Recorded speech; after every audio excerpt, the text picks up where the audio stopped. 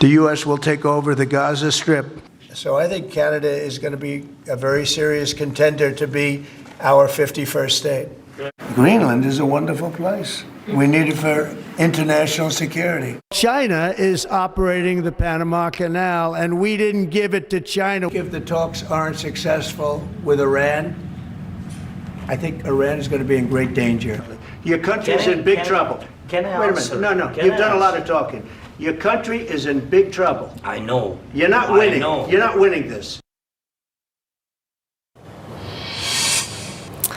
Momentos dentro de esos 100 primeros días de gobierno del presidente Donald Trump, algunas de sus ideas. Y llega a estos 100 días de gobierno también con la guerra de Israel en Gaza en la incertidumbre, luego que antes de iniciar su presidencia se atribuyó el mérito de haber negociado el acuerdo del cese el fuego temporal entre Israel y Hamás. Pero fue su propuesta de convertir a Gaza en la Riviera del Medio Oriente e impedir el regreso de los palestinos al enclave la idea que más reacciones ha generado. Nos compartió una reflexión el analista internacional Farid Cajad. La paradoja de lo que ocurre en Gaza es que es parte de un cambio mayor en la política exterior estadounidense. La razón por la que lo que hace Rusia en Ucrania es ilegal es porque viola el artículo 2 de la Carta de la ONU, que prohíbe la amenaza o el uso de la fuerza contra la integridad territorial o la independencia de cualquier Estado. Pero ahora Estados Unidos está violando el mismo artículo, porque Donald Trump ha dicho explícitamente que no descarta el uso de la fuerza para obtener control sobre el Canal de Panamá o Groenlandia. Y este cambio en contra del multilateralismo se expresa en lo que ocurre en Gaza cuando Trump habla de desplazar a la población de Gaza, lo cual constituye un crimen de lesa humanidad bajo el Estatuto de Roma, que es la base de la Corte Penal Internacional. En su artículo 7, ese estatuto define como crimen de lesa humanidad cualquiera de los actos, que voy a mencionar un par, cuando se cometa como parte de un ataque generalizado sistemático contra una población civil y con conocimiento de dicho ataque, que es lo que está ocurriendo en este momento en Gaza. Y entre los actos que constituirían crímenes de lesa humanidad, según el Estatuto de Roma, está, cito, la deportación o traslado forzoso de la población, que es lo que está planteando Trump en el caso de Gaza. Además, cuando menos en los casos de Groenlandia y el Canal de Panamá habla de soberanía estadounidense sobre ellos, pero en Gaza habla de propiedad, ownership. La pregunta obvia es a quién le pagó por esa propiedad o a quién piensa pagarle, porque de lo contrario, como todo parece indicar, sería un robo. Y esto en un contexto en donde el gobierno de Israel no hace la más mínima distinción entre blancos civiles y blancos militares. Israel Katz, ministro del gabinete de Netanyahu, por ejemplo, le pide a los residentes de Gaza expulsen a Hamás y se les presentarán otras opciones. La alternativa es la destrucción total y la devastación. No hace distinción entre civiles y militares, pero además plantea un escenario imposible.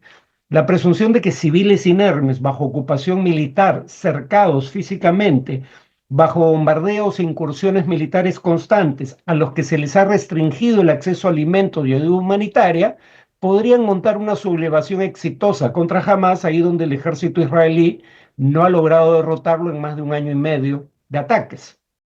Una salida negociada al conflicto en Ucrania también ha sido complejo de resolver para el presidente Trump, que prometió que de llegar al cargo terminaría con esa guerra en 24 horas. Hizo un balance de estos 100 días y ese conflicto en particular, Fredo Arias King, presidente del Instituto Casla.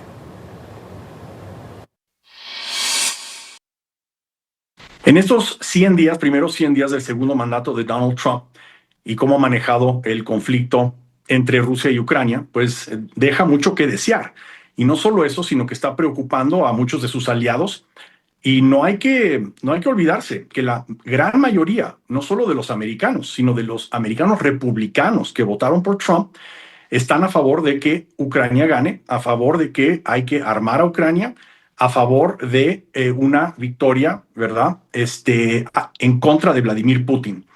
Entonces, Trump está actuando de una forma que ellos no esperaban en sus primeros 100 días. Obviamente no resolvió el conflicto en las 24 horas o en las 2 semanas que él había presumido durante su campaña, pero él tampoco ha atado a Putin a una especie de un castigo como él había hablado en su campaña. A Putin le ha dado puras zanahorias intentando de apaciguar a Putin y de hacer un cese al fuego, y no le ha dado el garrote que todo el mundo esperaba que él hiciera. Probablemente venga después el garrote, no lo vemos. Aparentemente Trump ya ha estado cambiando su lenguaje. Y lo bueno, otra cosa para Ucrania, es que los dictadores no duran para siempre. Ahora mismo en Europa es el 80 aniversario del suicidio de Adolfo Hitler. A igual que Hitler, Putin no va a vivir para siempre, y Ucrania, pues entonces el nuevo gobierno de Rusia, aunque venga de la gente de Putin, va a tener que hacer una especie de paz con Occidente. Entonces, Ucrania también ahora nada más depende de Estados Unidos para el 20-25% de sus armas que está usando en el frente. Si Trump o si la previa administración le hubiera negado armas al principio de esta guerra, hace 2 años y pico, a Ucrania, eso hubiera sido mortal para Ucrania. Pero lo bueno es que ahora Ucrania manufactura muy buenas armas, está siendo ayudada por Europa. Entonces Ucrania, a pesar de Trump y sus tropiezos, yo creo que Ucrania va a sobrevivir y eventualmente va a triunfar.